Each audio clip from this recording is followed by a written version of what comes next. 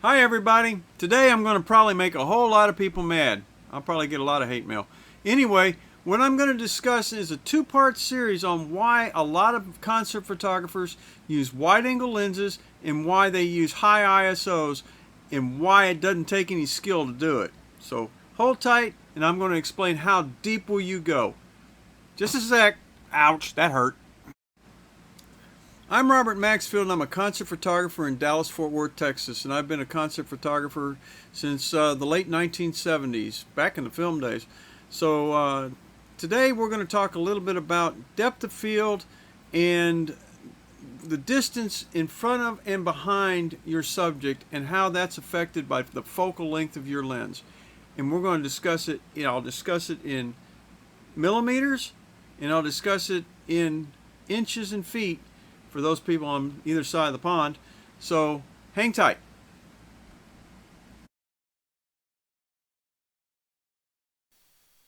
This diagram shows the focus plane of your photograph.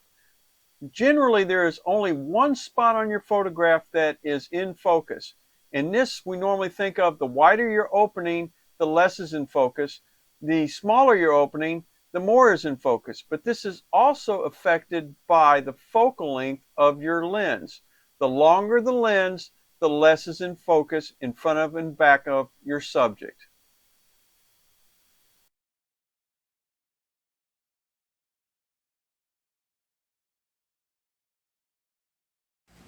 So what this means is the wider the angle of your lens is, the more in front of and behind your subject will be in focus.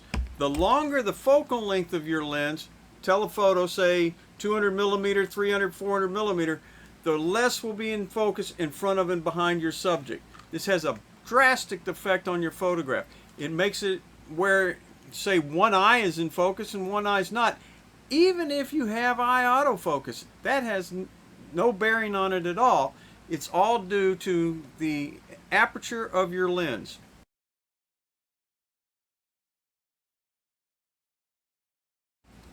For demonstration's sake, I pumped in an aperture of f2.8 and I made it constant across a 24, a 35, a 105, and a 200 millimeter lens.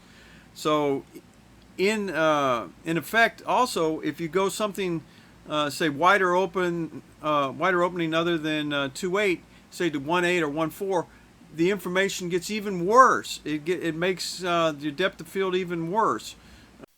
Using a 24 millimeter lens, this chart shows you the distance in front of your subject and behind your subject, what is going to be in focus.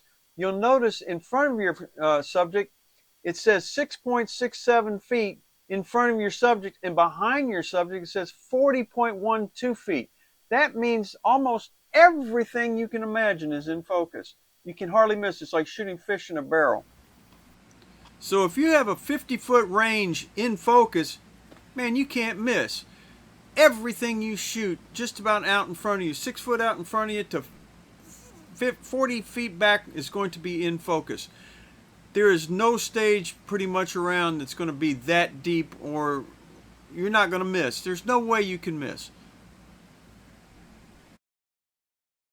Okay, so this chart is for everybody that's not in the U.S. It's going to give everything in metrics. So you can see in centimeters or meters exactly what the difference is. So you ask, hey, Bob, how come my pictures are still blurry? Well, duh, you're using too slow a shutter speed at this point because everything's in focus because the depth of field is so broad. Okay, so what we're going to do now is go from the 24 millimeter end, which is the wide angle, to the short telephoto, which is the 200 millimeter.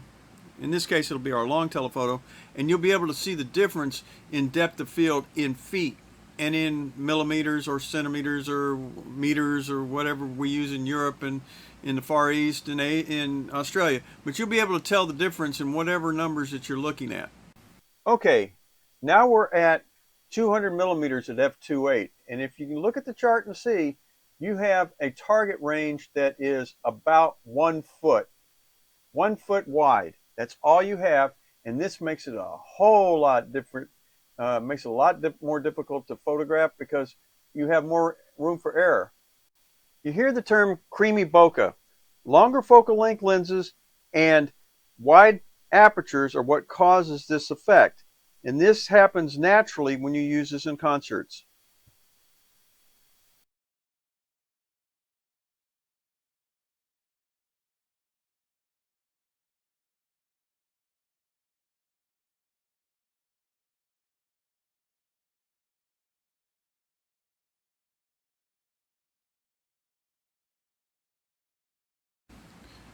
For the next two settings, the 35mm f2.8 and for the 105mm f2.8, I'm just going to put the charts up and you can look at them and see. I'll put both the USA ones and I'll put the rest of the world ones up so you can take a look at them.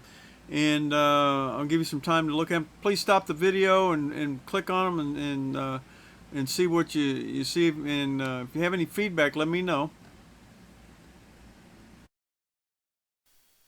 Look at these two charts and you can see by changing the focal length of your lens, you are drastically changing the focus plane of your photograph. So the distance changes as you change the focal length of that particular lens. Be very, very, very careful. It can make a big difference. Hey, and as always, I'd like to thank you for watching. If you have any comments, concerns, confusions, questions, anything like that, man, put them in the comments. We'd love to hear from you. We'll answer any questions or comments that we get. At least most of the time I do, unless I just flat can't find it. So if there's anything you need, man, call on us.